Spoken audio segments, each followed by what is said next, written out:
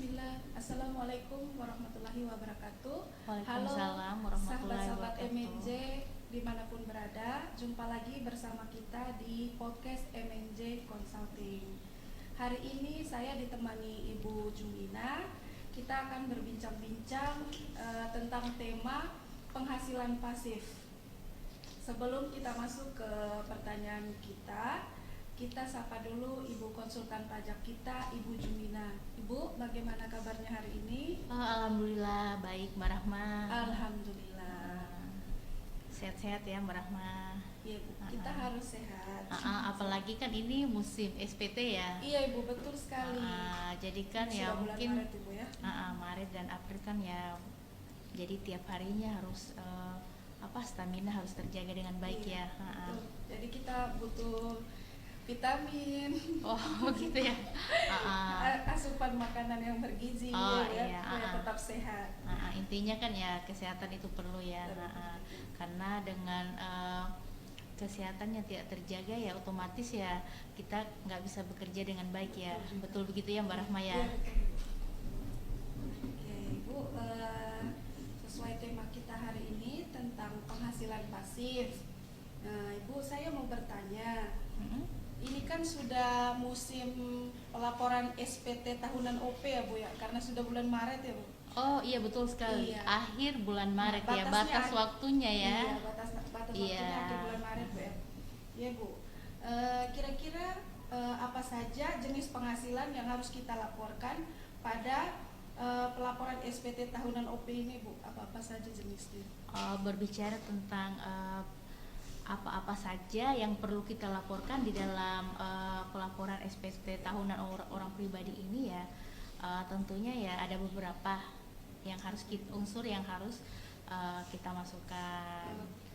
Dan perlu kita ketahui juga bahwa dalam pelaporan SPT PPH orang pribadi ini harus mengandung 3 unsur yang mungkin sering kita dengar ya, bahwa dalam unsur pelaporan baik itu SPT orang pribadi maupun badan itu harus pelaporannya harus secara benar, lengkap dan jelas. Oke. Harus benar, lengkap dan jelas. Oke teman-teman, benar, lengkap dan jelas. Benar dalam pengisiannya, menggambarkan dalam keadaan sebenarnya gitu. Makanya kan kenapa dalam pengisian ini harus kita benar-benar mengetahui apa-apa saja yang harus dimasukkan dalam SPT itu. Yang salah satunya tadi yang Mbak Rahma sebut itu ya penghasilan. Penghasilan pasif ya. Bukan penghasilan pasif aja, ada beberapa jenis penghasilan itu.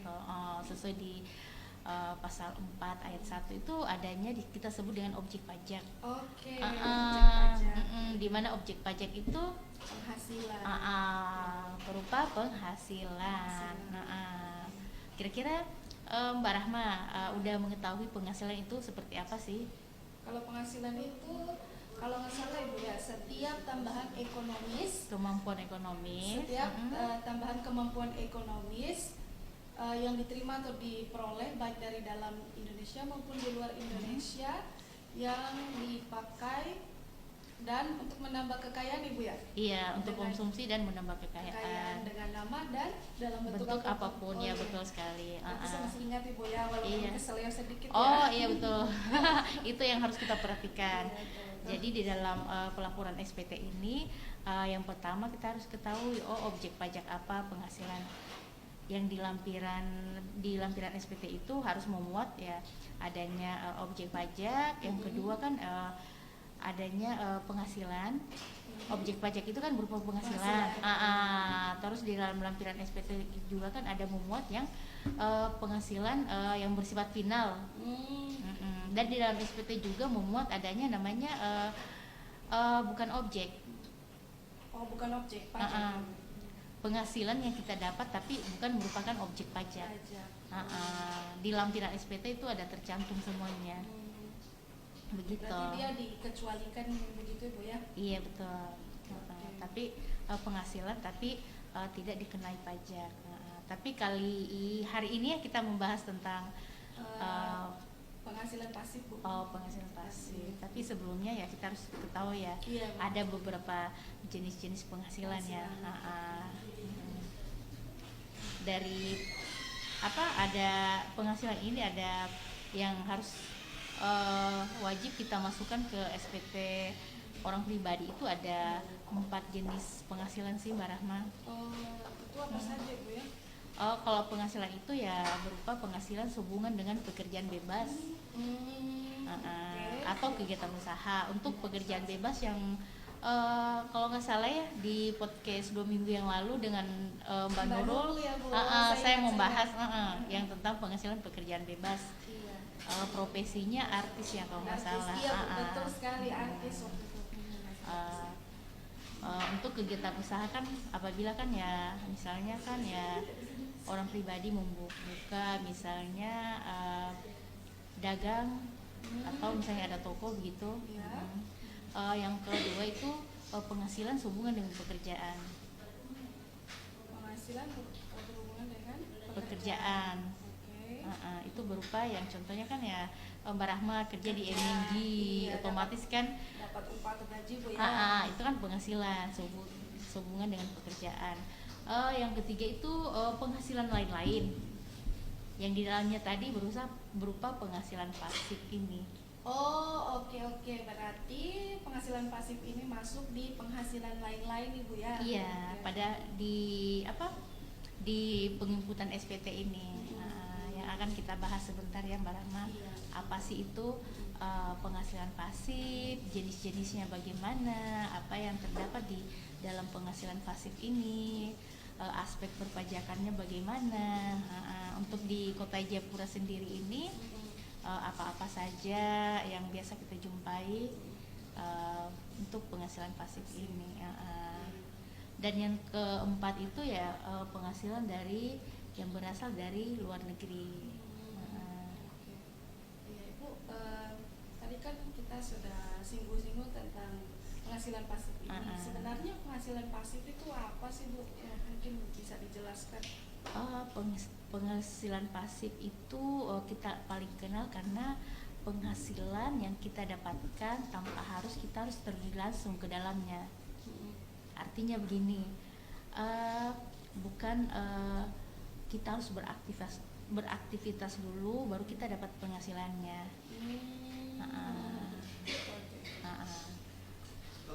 Jadi penghasilan pasif ini, misalnya Mbak Rahma nih ada penghasilan pasifnya, contohnya nih ya biasanya Mbak Rahma duduk-duduk nggak kerja ya ada income-nya memasukkannya. Ada beberapa jenis sih Mbak Rahma untuk penghasilan pasif ini. Ada 3 jenis. Apa saja itu Bu jenisnya? Yang ketiga jenis dari penghasilan pasif atau biasa kita kenal dengan passive income ya. Iya, passive income. Passive income ini yang pertama itu passive income dari paper aset, artinya kayak semacam portofolio saham, reksadana maupun kayak deposito. Kalau deposito kan ya kita masukkan uang, kita dapat selembar kertas ya. Ini depositonya kita berapa jangka waktunya, dia punya bunga berapa. Kalau dari deposito penghasilannya itu berupa bunga. Berupa bunga ya.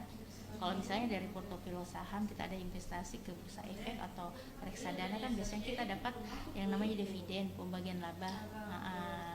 Itu kan keuntungannya ya. Jadi kita garis bawah di sini kalau misalnya penghasilan pasif dari deposito itu adalah bunganya. Jadi bunganya yang menjadi penghasilan buat yang punya deposito. Misalnya yang dikenakan ini ya Bu ya, pajak pasifnya. Misalnya Mbak Rahma mendepositokan sejumlah uangnya ke dalam misalnya di Bank Mandiri, misalnya kasih masuk sekitar 1 miliar ya. Misalnya bunganya berapa gitu, 5% atau 7%. Itu 7% dari 1 miliarnya itu yang jadi penghasilannya Mbak Rahma sebagai penghasilan pasifnya. Gitu. Yang kedua itu passive income itu yang berasal dari penyewaan. Kalau di sini ya biasanya kalau berupa penyewaan ini berupa misalnya properti, Oke. maupun kayak dan kendaraan. Kalau properti itu ada berbagai macam jenisnya, misalnya rumah kos atau sesuatu yang kayak permainan gitu. Untuk anak-anak ya, misalnya motor, biasanya ada begitu ya Mbak Rahma ya. Iya, betul. Kita misalnya beli motor, Terus dikasih sewa. disewakan, atau permainan anak-anak biasanya begitu ya. Permainan anak-anak kita beli itu kan bisa disewakan lagi. Jadi di sini dalam artian penghasilan pasif ini hartanya yang memberikan kita penghasilan. Oke, dari asetnya Bu ya. Iya. Dari hartanya mereka yang memberi penghasilan kepada kita. Nah, itu yang masuk di pajak Penyewaan. Oke. Penghasilan pasif passive income dari penyewaan. Baik itu berupa properti, tanah, maupun yang saya katakan tadi sejenis kayak mainan begitu, maupun kendaraan. Iya, yang Yang ketiga itu passive income, itu berasal dari bisnis. Misalnya Mbak Rahma ada tanam saham, modal saham di PT mana begitu. Saya pernah sih Bu beli saham itu, namanya PT Philips namanya. Itu kan dari pembagian labanya itu kan namanya dividen, itu yang jadi penghasilannya. Untuk jenis apanya namanya, dari jenis penghasilan kayak dividen kan ada yang dari penghasilan jenis pasif ini kan ada sifatnya, baik itu bersifat final maupun non final. Non final ya. Oh, jadi penghasilan pasif ini ada dua ini ya Bu ya. Sifatnya, berdasarkan sifatnya. Kalau jenisnya berdasarkan 3 yang tadi saya sebutkan. Yang pertama dari dari paper Deposito, aset kayak sepertinya deposito. Yang kedua itu dari penyewaan berupa kendaraan dan rumah kos maupun rumah tempat tinggal begitu, tapi disewakan. Misalnya Mbak Rahma punya rumah 2 nih, daripada kosong yang mendingan kita sewakan supaya bisa dapat penghasilan. Tapi yang menjadi pertanyaan, kita mau deposito itu kan ya kita harus punya uang dulu ya Bu ya. Oh, berarti harus yang sekarang harus dipikirkan bagaimana cara mendapatkan uang untuk kita depositokan. Betul Bu. Supaya bisa menghasilkan penghasilan pasif ini ya. Ya betul, supaya kita tinggal duduk ya Bu ya di rumah. Iya, duduk di rumah, jaga anak. Iya. Tapi Berarti, kan bapak kosku juga begitu berarti Bu ya, tinggal bangun-bangun terus kos, tinggal duduk santai dan menerima ini ya Bu ya. Kecuali kalau mau mendapatkan harta yang banyak lagi harus bekerja lagi. Iya Bu. Kita harus bekerja lebih keras lagi. Tapi sebelum kita mendapatkan penghasilan pasif ya, kita harus ya beraktivitas dulu. Penghasilan yang memerlukan aktivitas. Iya, betul sekali. Untuk mendapatkan penghasilan pasif ini. Iya, betul Ibu. Dalam artian sepertinya penghasilan pasif ini ya kayaknya sangat yang berupa investasi nih ya. Untuk di masa tua mungkin sangat baik ya untuk masa sekarang. Kita harus merencanakannya supaya di kemudian hari di masa tuanya kita bisa ada penghasilan pasif gitu ya. Iya, kita harus memikirkan jauh juga ya, supaya nanti di saat kita sudah tua begitu, sudah tidak bisa bekerja, tetap ada penghasilan pemasukan. Tapi Mbak Rahma jangan lupa juga kalau dalam penghasilan pasif ini ada pajaknya yang kita harus setorkan. Iya, seperti yang kita bahas tadi nih Bu ya. Iya. Karena penghasilan pasif ini ada aspek perpajakannya juga. Iya betul. Ibu, saya mau bertanya, kira-kira di Jayapura sendiri ini yang paling menonjol dari penghasilan pasif ini apa ini? Kalau saya melihat dari sisi saya sih ya, kebanyakan kita jumpai ya berupa rumah kos. Iya betul sekali ya Bu ya, rumah kos. Rumah kos yang paling menonjol yang kebanyakan kita jumpai ya. Iya. Kan ada beberapa setiap kita masuk gang pasti ada rumah kos di sini, ada rumah kos di sini, atau baik itu rumah pribadi yang disewakan. Mungkin mereka sudah punya rumah di Koya satu. Iya. Mereka lebih enaknya tinggal di Koya, sementara di Kota Jayapura ada rumahnya juga. Kebanyakan itu sih berupa properti ini sih yang saya lihat di sini, dan tanah juga ya, kan kebanyakan orang yang punya tanah disewakan untuk tempat usaha ini. Biasanya kan mereka bangun permanen, bukan permanen sih, semi permanen gitu. Seperti kita jumpai di Sepanjang Hall gitu ya Mbak Rahma. Itu kan termasuk penghasilan pasif juga bagi si pemilik tanahnya. Iya. Karena kan itu kan mereka nggak ini, Bukan semuanya nggak hak milik ya. Iya, jadi mereka cuma sewakan tanah. Iya, begitu, banyak berupa bukan sewa. usahanya. Jadi yang si penyewa ini si pemilik tanah ini ya pasti ada penghasilan pasifnya di situ. Iya. Pengeluaran Gitu. untuk orang yang menyewa, pemasukan untuk yang punya tanah itu yang ya. iya, yang pihak yang menyewakan begitu Pak Rahma. Ya. Begitu sudah. Tapi kalau untuk apa nih Bu, kendaraan kurang ya kalau di Jayapura? Banyak juga sih. Tapi mungkin untuk saat ini nggak terlalu menonjol kayak dulu. Kalau dulu sih ya banyak yang misalnya yang masih sewakan mobilnya. Kalau mobil taksi begitu, misalnya saya punya taksi banyak begitu, biasanya kan diambil orang disewakan begitu toh Bu? Itu termasuk penghasilan pasif juga. Ya. Tapi sekarang sudah banyak ini ya Bu ya. Ada Maxim, ada Grab, ya kebanyakan orang kan ini.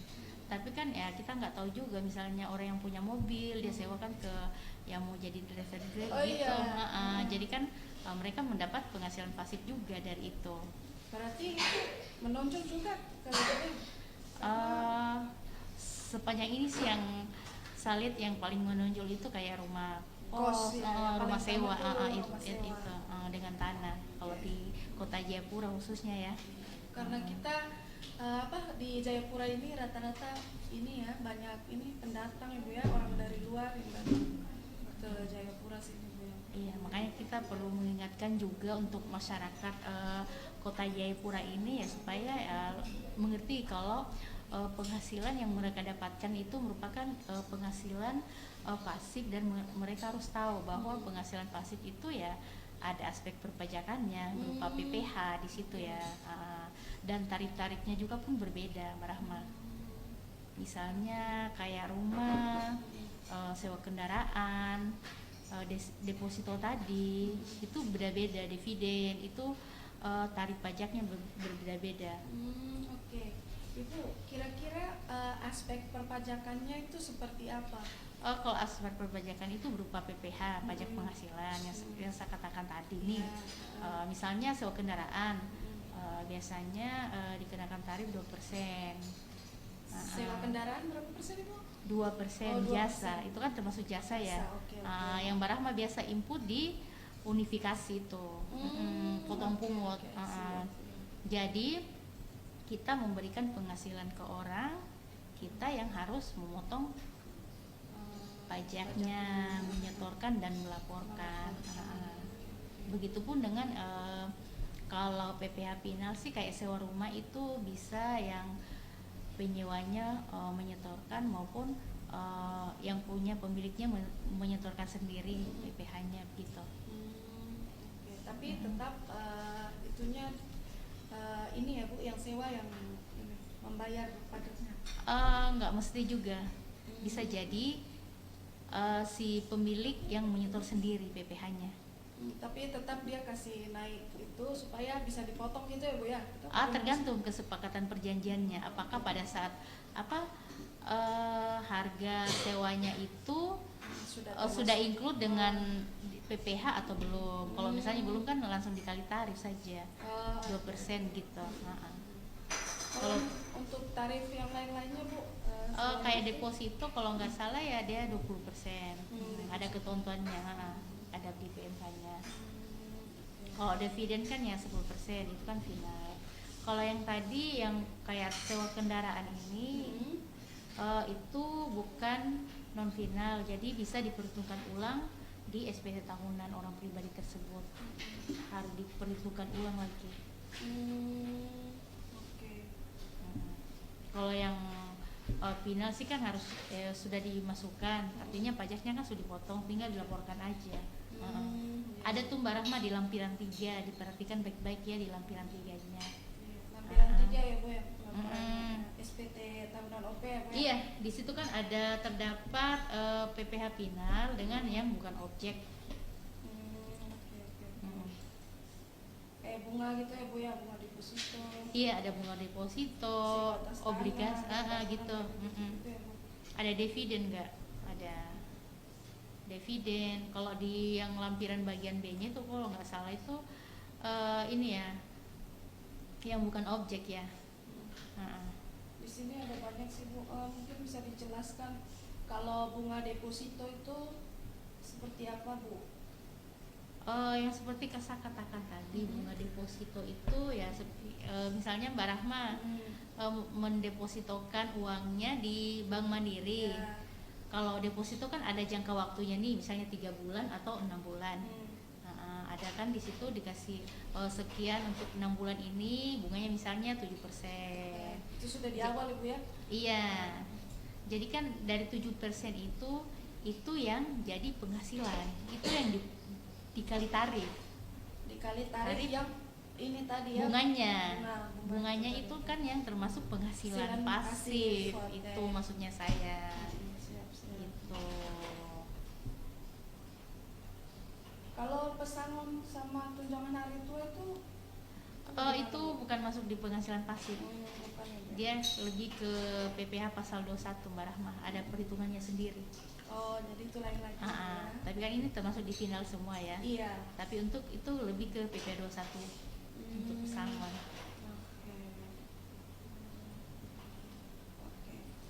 Oke. Mungkin itu saja yang kita bahas hari ini Bu ya.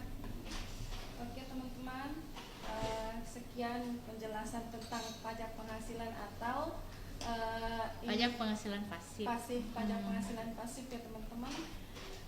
Sekian dari saya dan Ibu Jumina, kami pamit dulu. Assalamualaikum warahmatullahi wabarakatuh.